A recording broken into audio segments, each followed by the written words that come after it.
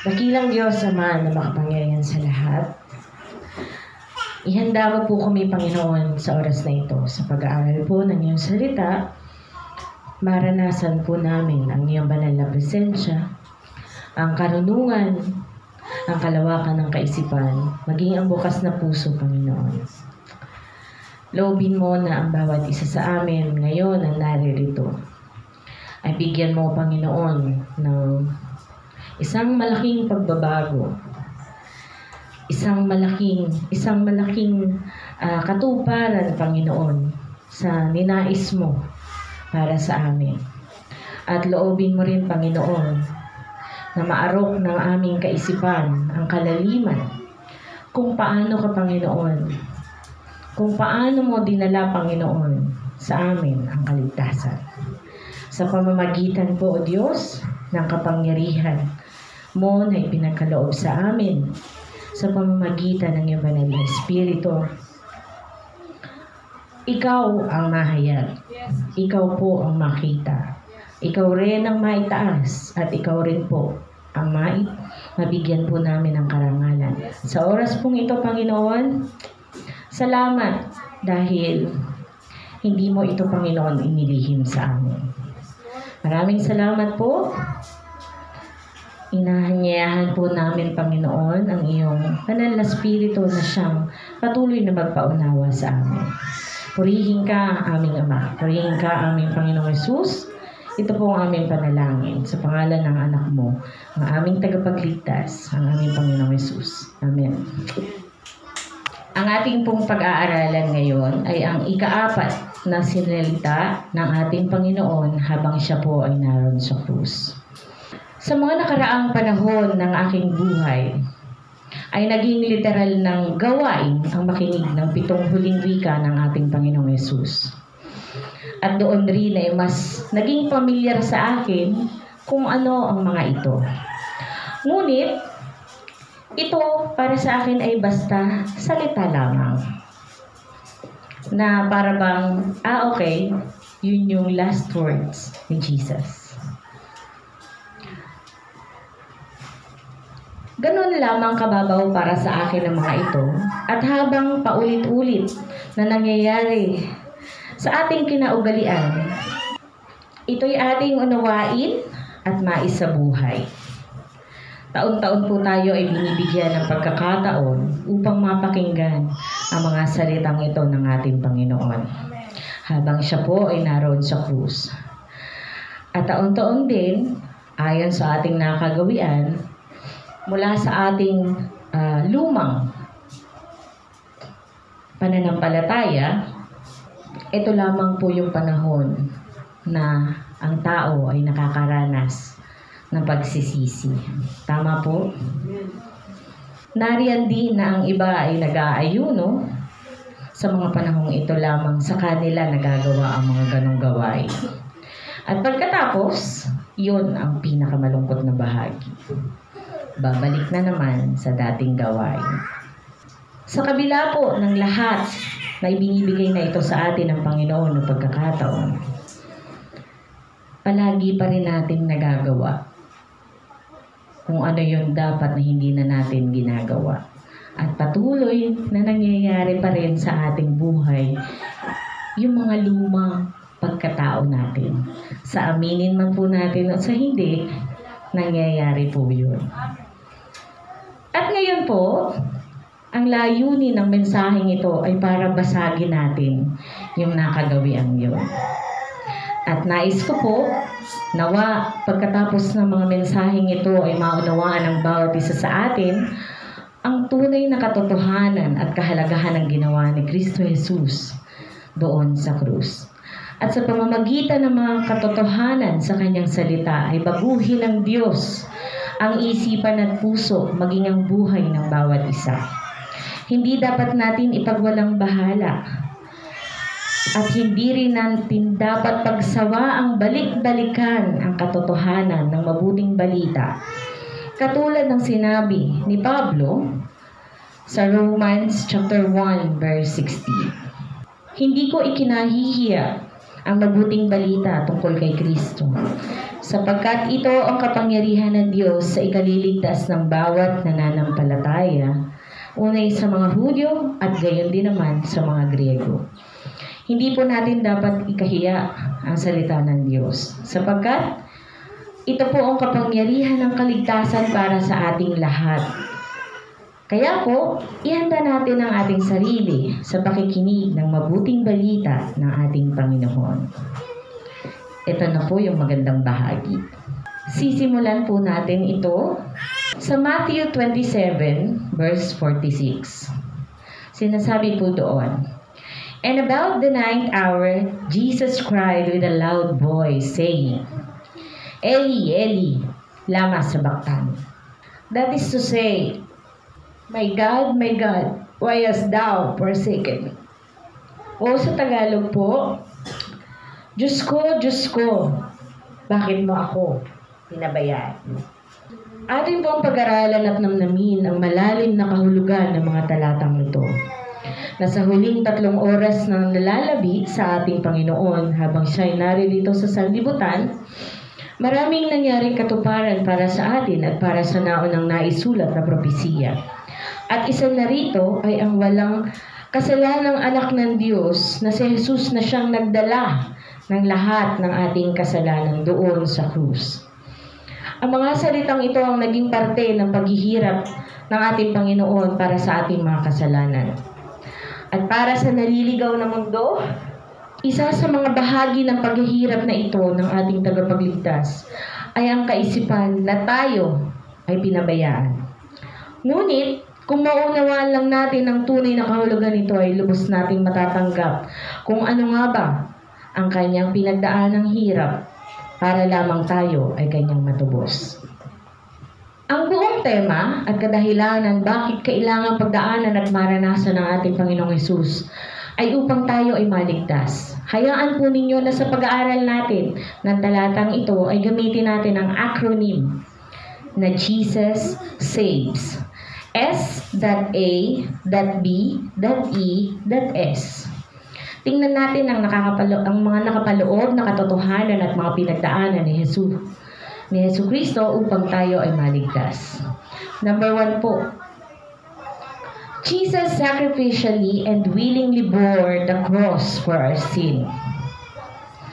Si Jesus ay buong pusong nagsakripisyo at dinala ang hirap ng ating kasalanan doon sa krus para sa ating kaligtasan. Maaring magkamali ang sino man sa atin sa pagkaunawa ng mga talatang binasa. Maaring maisip natin na para bang nagre-reklamo ang ating Panginoon. Sa kanyang pagtangis na ito, nagsisisi nga ba si Jesus? Dahil inako niya ang kaparusahan na dapat ay para sa atin. Hindi naman po siguro, mga kapatid.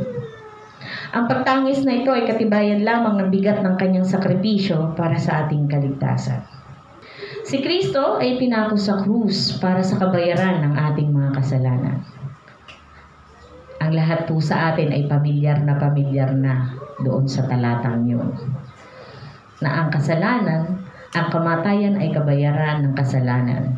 Isa ito sa pinakamadalas na marinig at pinakagasgas na kasabihan ng isang mga Kristiyano.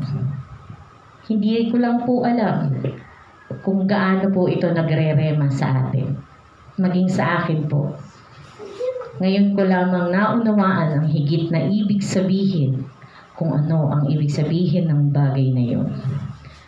Na sa tuwing naririnig natin yung salitang yun, ano po ba ang nauunawaan natin? Paano po ba natin dinadala yun?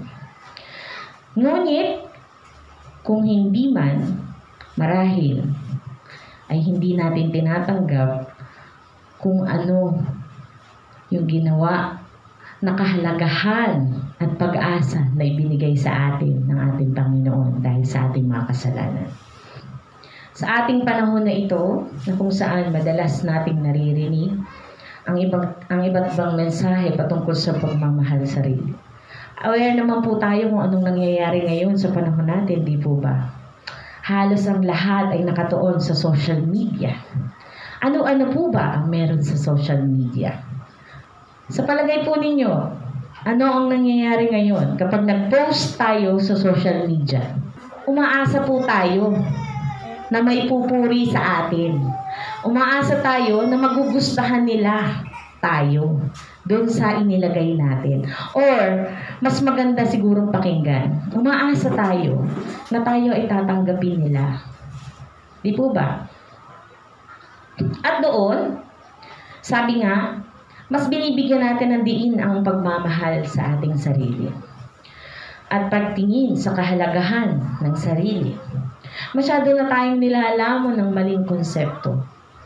Di po ba, kalimitang nangyayari sa atin?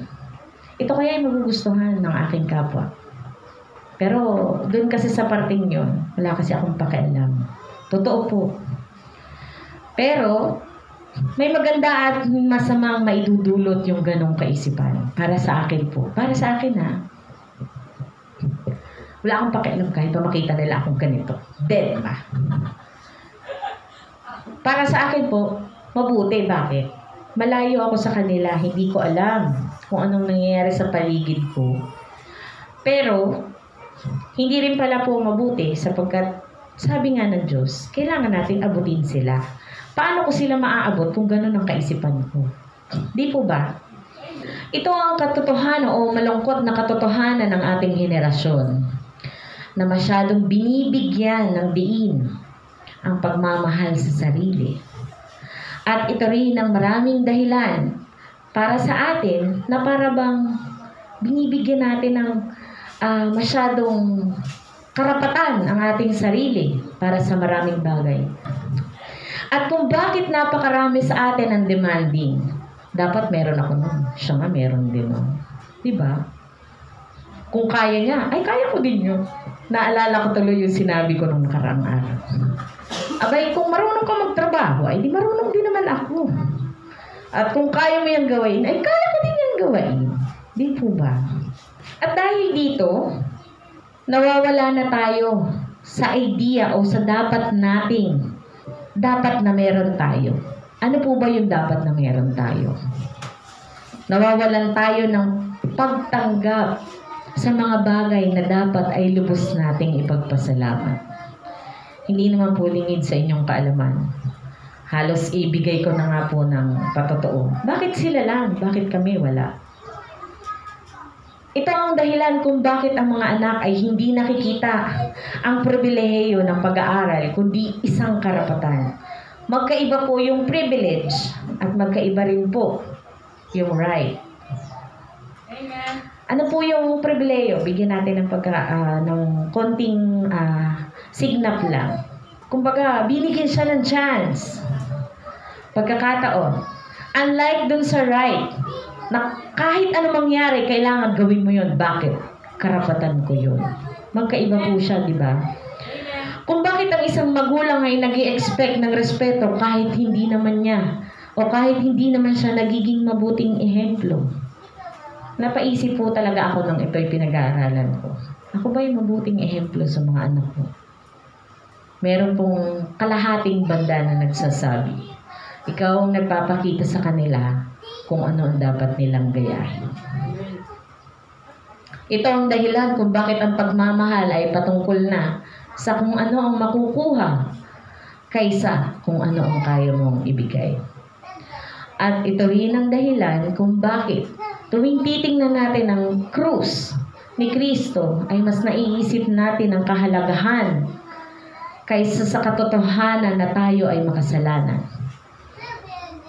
Emphasize po natin. Bakit tinitingnan ng tao na mahalaga ang krus?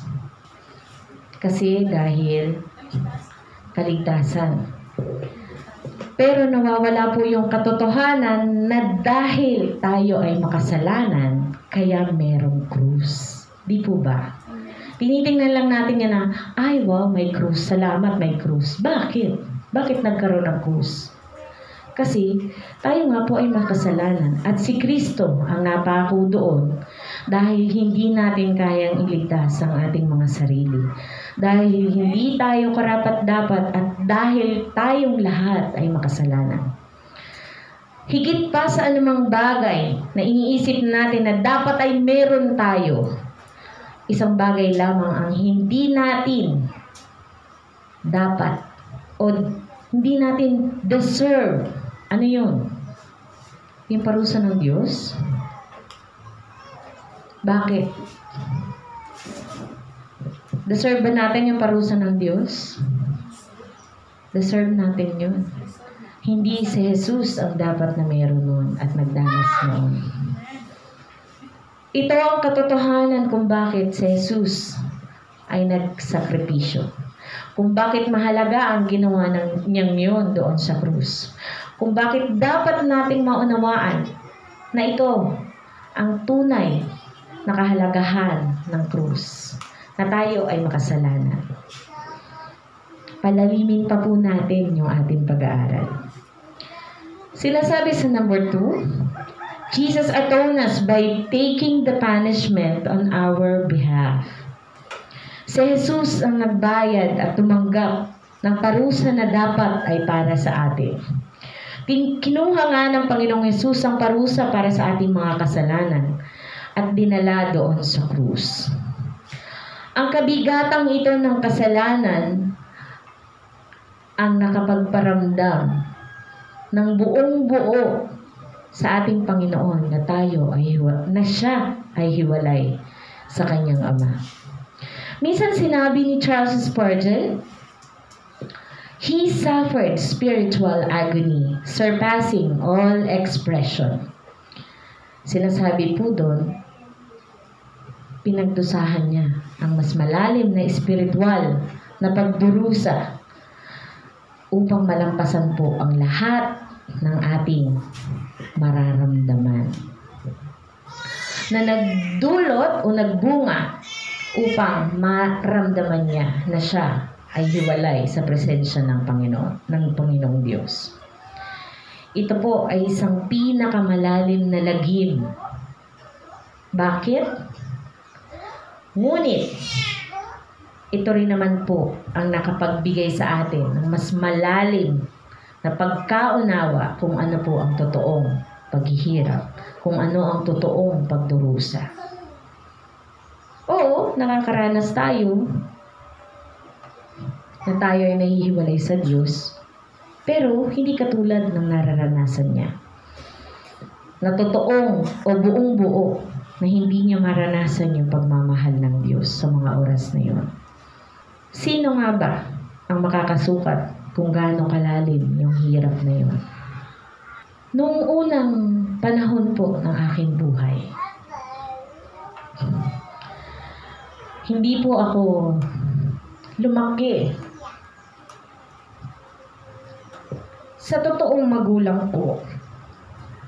At nung panahon na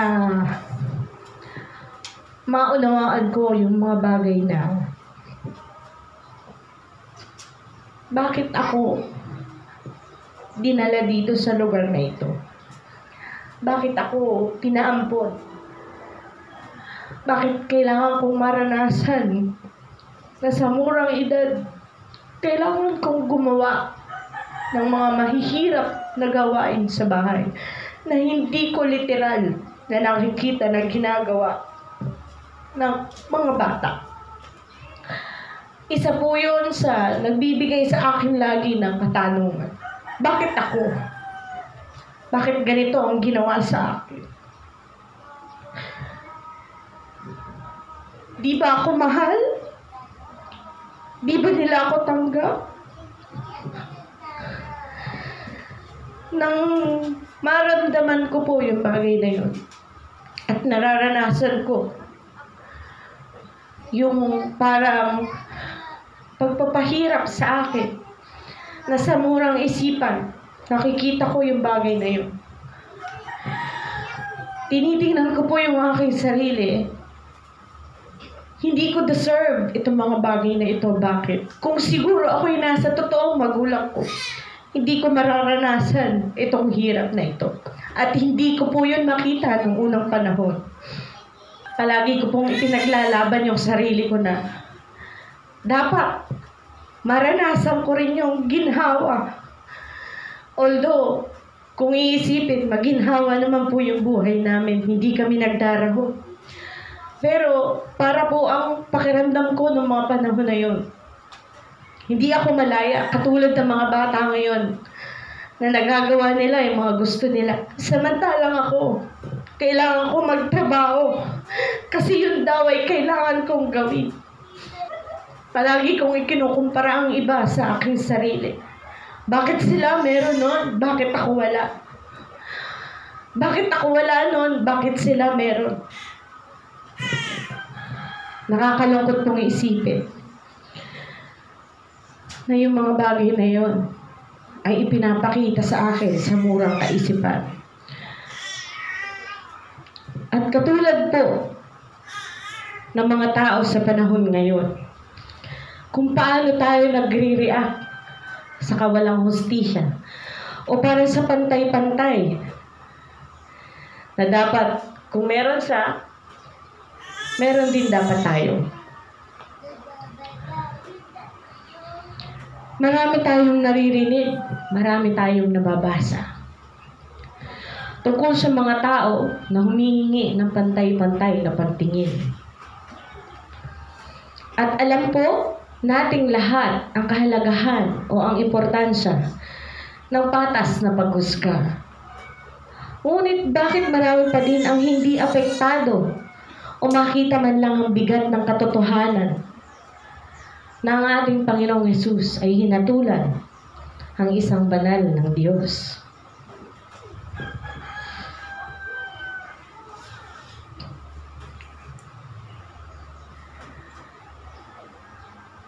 Naiisip po ba natin kung bakit mas higit na pinag-uusapan o pinagtatalunan? Sino ba ang naaargabyado? Sa panahon yon, ang tingin ko po sa aking sarili, ako po'y argabyadong-argabyado. Dahil hindi ko magawa yung dapat na ginagawa ng isang bata.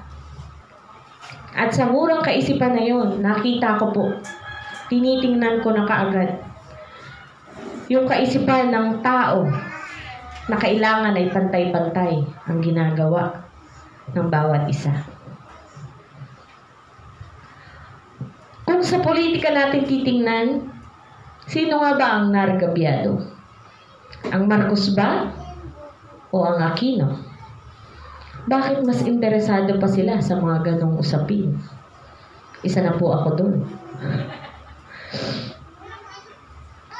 Bakit mas interesado ang karamihan na ipaglaban ang karapatan ng mga mahihilig dyan manood ng tulpo?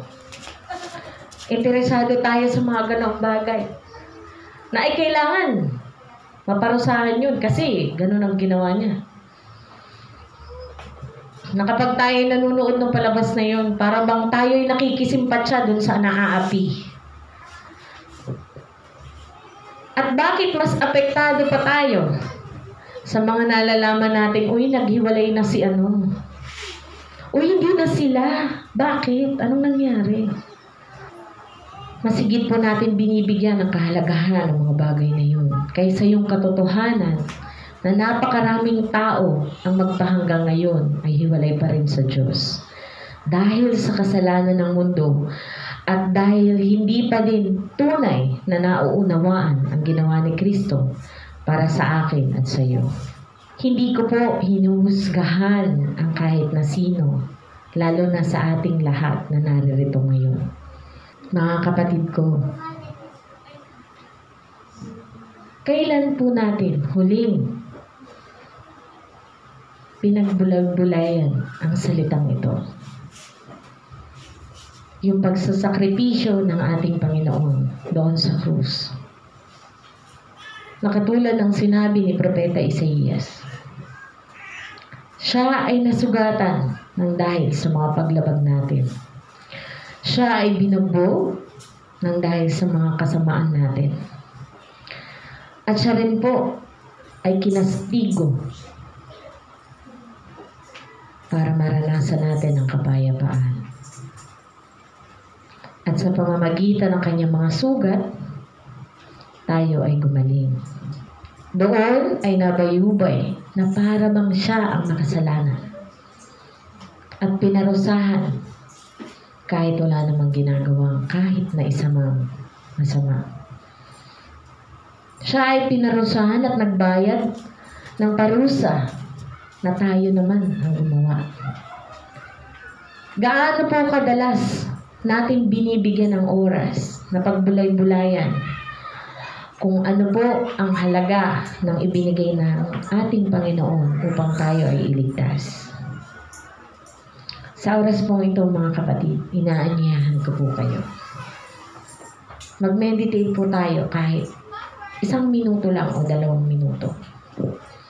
Let's bow down our heads and ask, meron pa po ba tayo na natitirang mga bagay na hindi natin dinadala doon sa krus para ang ating Panginoon ay tuluyan ng kumilos sa ating mga buhay? Inaanyayahan ko po kayo mga kapatid ko, manalangin po.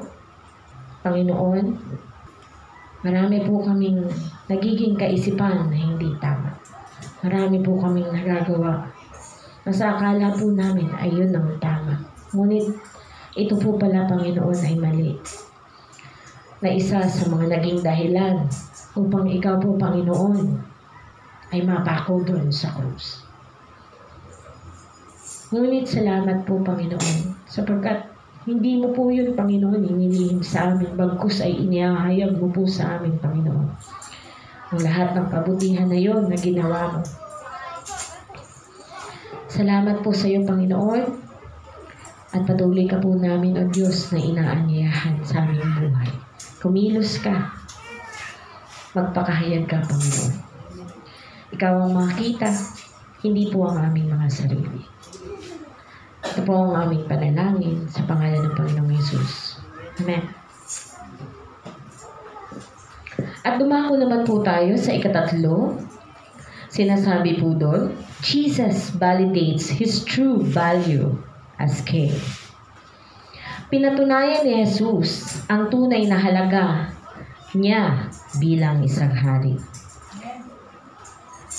Sa pagtangis ng ating Panginoong Jesus doon sa krus ng Kalbaryo, pinatunayan lamang niya na tunay siyang may relasyon sa Ama. Sa buong panahon ng kanyang pagmaministeryo sa mga Hudyo, laging pinupuna ang kanyang pagiging anak ng Diyos. Kung mapapansin po natin, di ba? Palaging may nakaantabay sa kanyang eskriba o kaya ay pariseo.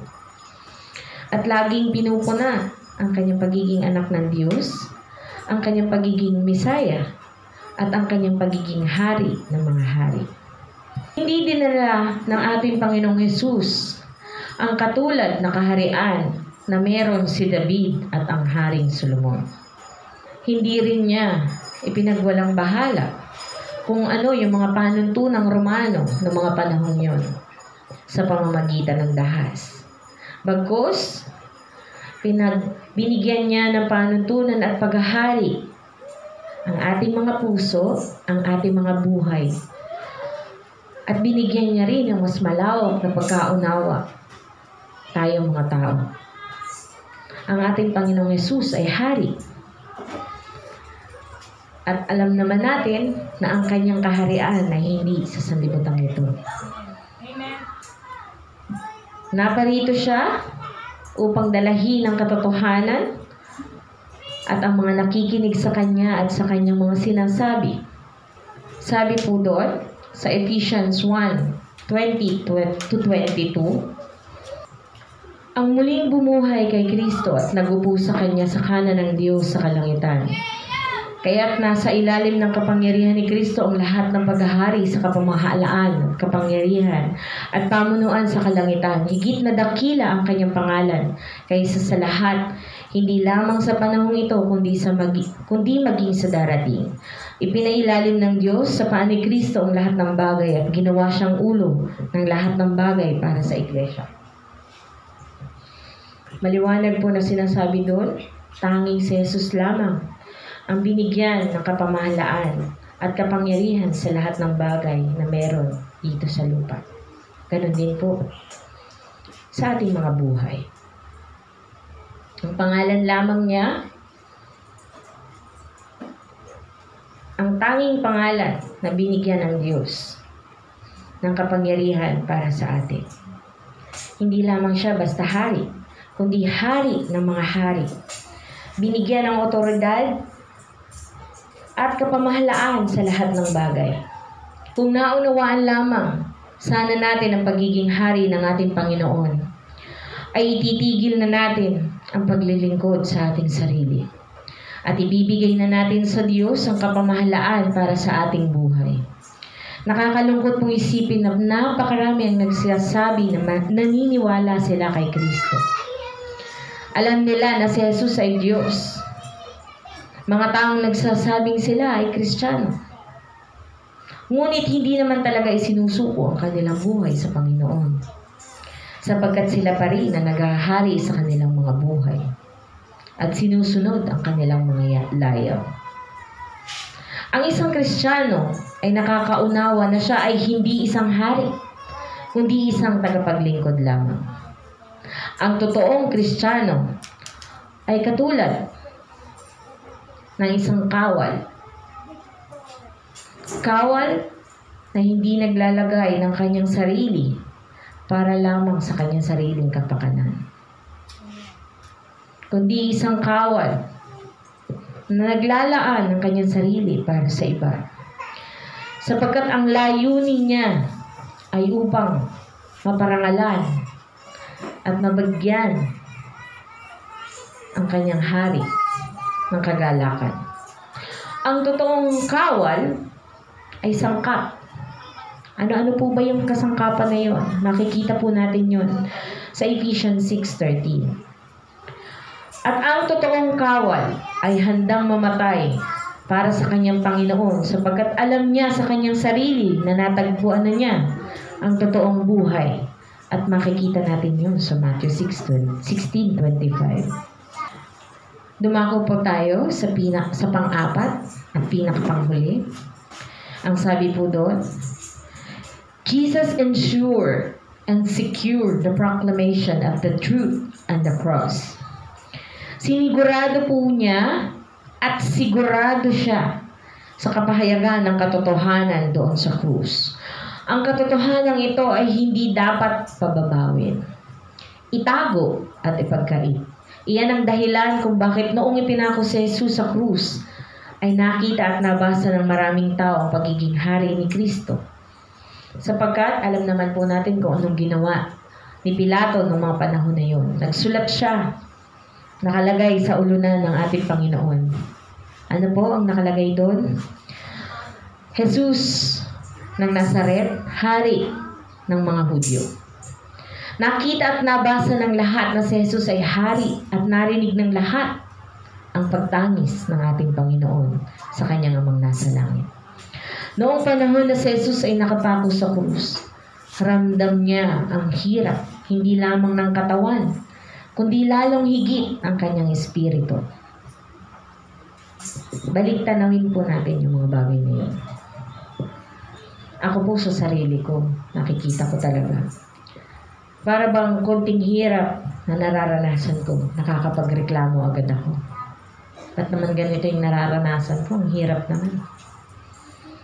Ngunit kung bibigyan lamang po natin ng higit na pagtanaw kung ano po ba yung ginawa at naranasan ng ating Panginoon doon sa krus, mas mauunawaan po natin kung gaano kahalaga yung ginawa niya yun. Bakit? Hindi kayang ipaliwanag ng kahit na anumang salita yung paghihirap na kanyang naranasan doon. Ngunit, anong sabi po ng salita ng Panginoon? Ito po ay nakalulugod sa Diyos, sa ating amang nasa langit. Bakit? Bakit nakalulugod sa Ama ang mabugbog ang Panginoon? Bakit inilagay ng Ama sa kanyang anak yung lahat ng hirap na yun?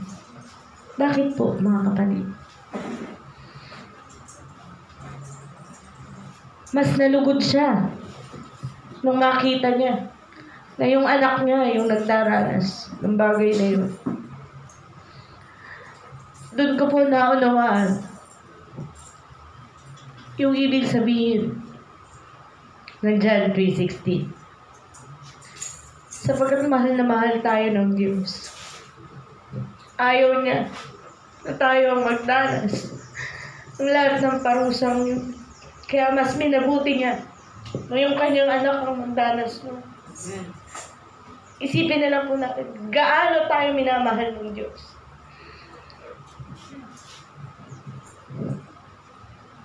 Ayaw niya na makita na gano'n ang sasapitin natin. Di bali na yung anak niya yun ang magdanas yun. Ganun po tayo kamahal ng ating Ama na nasa langit. Na kahit ang kaisa-isa niyang anak ang magbigay, ang mag-alay ng buhay para sa atin. Tunay nga na ang ating Panginoong Jesus ang nag-iisang anak ng Diyos. At siya ang sinasabi sa awit 22 verse 1. My God, why hast thou forsaken me? Bakit? Sinabi po doon ni Haring David. Bakit ba parang napakahirap o napakalayo ng pagtulong ng Diyos sa akin? Ito ang sigaw ni David ng dalamhati ng isipin niyang iniwan na siya ng Diyos. Sa isang banda, ang isang taong namatay ng walang Kristo ay makararanas ng matinding paghihirap pagkatapos ng kanyang buhay sa mundong ito. Ngayon po natin mas bigyan ng kahalagahan ng ginagawa nating pag-abot sa mga tao. Hindi lamang po natin yung ginagawa dahil yan ay utos sa atin. Sapagkat alam po natin kung ano yung daranasin na hirap nila dahil tinanggihan nila yung ginawa ng Panginoon doon sa krus.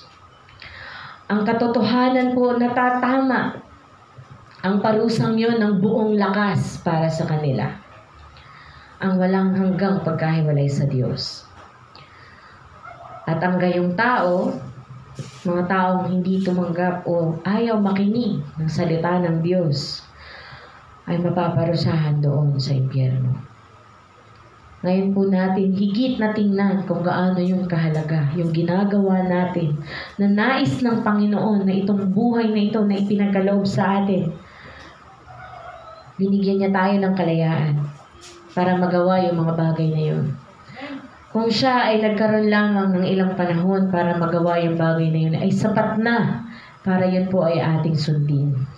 Para ipagpatuloy yung gawain na yun upang maabot natin at maipakita sa mga tao na dapat sila po rin ay maligtas katulad natin. Hindi ang mga ginawa ng Romano o ang mga naranasan nila, hindi rin ang kapangyarihan nila o ang paghusga ng mga Pariseo at hindi rin ang posisyon kung sino man ang pinakamataas noong mga panahon na yon ang nangingibabaw sa istorya o sa pagkakapako ng ating Panginoon, kundi alin po yung pagliligtas ng ating Diyos at pagpawi o pag-alis ng galit, maging ang paghuhusga ng Ama at sa posisyon ni Jesus bilang tagapagligtas. Yun po ang higit na nangibabaw. At napapaloob ang buong usapin na yon dahil sa ginawa ng ating Panginoon doon sa krus. Ito po ang dahilan kung bakit ang krus ay napakahalaga at napakagandang tingnan. Nung una, hindi ko po yun maunawaan. Iniisip ko lang na, okay, sa krus, namatay doon sa Jesus. Tapos, period. Pero, nais po ng Diyos na mas makita natin kung ano yung kahalagahan nun. Bakit merong krus?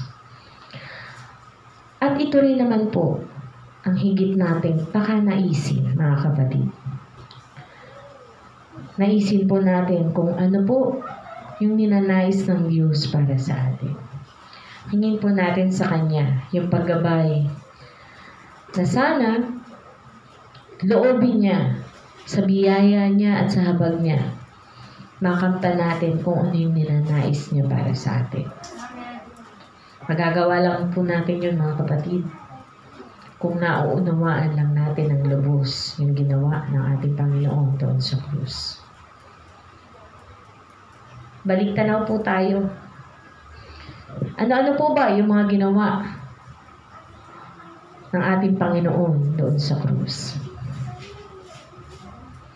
Number 1, ang ating Panginoong Hesus ay nagsakripisyo ng buong puso doon sa krus para sa ating lahat na kasalanan. Pangalawa, si Jesus po ang nagbayad sa pamamagitan ng parusang dapat na tayo ang tumanggap. Pangatlo, pinatunayan ni Jesus ang tunay na kahalagahan ng kanyang pagkahari. Pang-apat at pang-lima, sinigurado niya at sigurado siya sa pagpapahayag ng katotohanan doon sa krus. Ginawa niya at tinapos niya ang lahat doon sa krus upang maipahayag sa atin ang katotohanan. Dahil doon sa ginawa niya yun, kaya po nating tumayo at sabihin ng may lakas ang loob, buong-buo ang ating puso na tayo ay iniligtas na ng ating Panginoon. At isang mahalagang bagay po na aking natutunan sa araling ito. Una, huwag po tayong magpadaya sa takbo ng mundong ito. Sabi nga po, di ba? Huwag tayong sumang-ayon o sumalungat tayo sa takbo ng mundong ito. Sapagkat alam naman po nating lahat, masyadong mapandaya o mandaraya ang mundong ating ginagalawan. At alam din po natin kung sino ang namumuno dito sa sanlibutan, sa pandarayang yun. Pangalawa, isipin natin na mayroong hangganan ng lahat ng bagay. Wala tayong madadala pagka tayo'y namatay na, mga kapatid. Ang tanging madadala lamang natin ay kung ano yung itinagubilin sa atin ng Panginoon. Isa po yung malaking karangalan na pagharap natin sa ating Ama, kaya po natin ipahayag na tayo po ay naging mabuti at tapat na alipin. Higit po sa lahat, ang ating pinag-aralan ay kung paano tayo naging katanggap-tanggap sa paningin ng ating Amang nasa langit. Sa kabila po ng ating mga pagkakasala, hindi po natin dapat isipin na tayo ay hindi karapat-dapat. Sapagkat tanggap po niya tayo kahit gaano pa man po tayo kasama. Kung ano pa man yung pinanggalingan natin, ano pa man yung ginawa natin, tanggap po tayo ng ating Panginoon. At doon ko po naunawaan, baliwala yung mga naranasan ko noong unang panahon sapagkat binigyan na ng Panginoon ng tamang hustisya yung aking pagtingin noon sa buhay na meron ako. Tandaan po natin, ang tunay na pagbabago ay manggagaling po sa Diyos lamang. Sa pamamagitan ng kapangyarihan ng ating Panginoon na nagpapabago ng buhay nating mga tao. Mga kapatid ko, lumapit tayo sa Diyos at humingi ng kapatawaran, tanggapin ang katotohanan na hindi natin kayang iligtas ang ating mga sarili. At higit sa lahat, maniwala at magtiwala tayo sa ginawang sakripisyo ng ating Panginoong Hesus. Pinakahuli, tandaan po natin palagi, huwag na huwag tayong magpadisip o magpadaya sa mundong ito. Maraming salamat po. Tayo po ay manalangin. Makapangyarihang Ama naming nasa langit, Ikaw po na nakakatalos ng aming mga puso at ng aming isipan. Ikaw rin po na nakakakita sa amin sa mga oras na ito. Nalalaman mo po, Panginoon, kung ano yung mga pinagdaanan namin ng mga unang panahon. At kung sa hanggang ngayon, Panginoon, nalalaman mo rin kung ang mga ito ay naririto pa po ba sa aming mga puso. Nawa po, Panginoon, kahabagan mo po ang bawat isa sa amin. Kahabagan mo kami, Panginoon, na patuloy na baguhin ang nilalaman ng aming mga puso at ng aming mga buhay. Makita po nawa, Panginoong Diyos, ang pagbabago na dinala ng iyong anak na si Jesus para sa amin doon sa krus. At nawa po, Diyos, sa pamamagitan po ng iyong mga salita ay patuloy namin, Panginoon, na tanggapin ang kalayaan na ibigay ng aming Panginoong Jesus. Pinalayan na po kami, Panginoon. Pinalayan na po kami, Ama. At nawa po yung kalayaan na yon ay madala namin sa lahat ng aspeto ng aming buhay. Hindi na po kami dapat magpadala, Panginoon, sa kung ano man ang nararanasan namin at nakikita namin sa mundong ito na aming ginagalawan. Aming Diyos, isa pong karangalan, Panginoon, ang muling tanawin kung ano po yung nangyari. At ibinakita mo po sa amin, Panginoon, kung gaano kahalaga. At hindi lamang po namin basta tingnan ang krus na naging sanhi ng kamatayan ng aming Panginoon. Kundi tingnan namin, Panginoon, na dahil po sa aming mga kasalanan, kaya po nagkaroon ng krus. Kaya po nagkaroon ng pagkakapako doon ng iyong anak na si Jesus. Salamat po, Panginoon, sa karunungan na iyon. At muli po, aming Diyos, hinihiling po namin sa pamamagitan ng iyong biyaya ang iyong kapangyarihan na nauna mo nang ipinagkaloob sa amin. Tulungan mo po kami na palagi naming maarok ang kalaliman ng aming mga espiritual na pamumuhay. At higit sa lahat, ang espiritual na pong ito ang siyang maging daan upang makita na kami po ay binago mo na. Maraming salamat po sa iyo, Ama, sa oras na ito. Pagpalain mo po ang mga salitang ito, maging ang aking mga kapatid na ito, maging ako po, Panginoon, ang aming manggagawa na ginagamit mo upang maging daan, upang mas lalo po namin maunawaan kung ano po ang iyong kalooban para sa amin.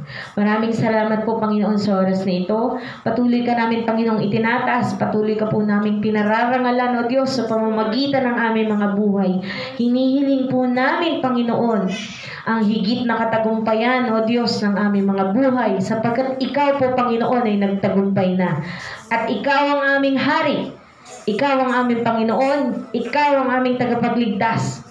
Magtatagumpay po kami, Panginoon. Salamat po, Diyos. Hallelujah. Hallelujah. Salamat po, Panginoon, sa oras na ito. Ang lahat po, Ama, ng parangal, pagpupuri ay sa iyo sa matamis at makapangyarihang pangalan po ng aming Panginoong Jesus. Amen.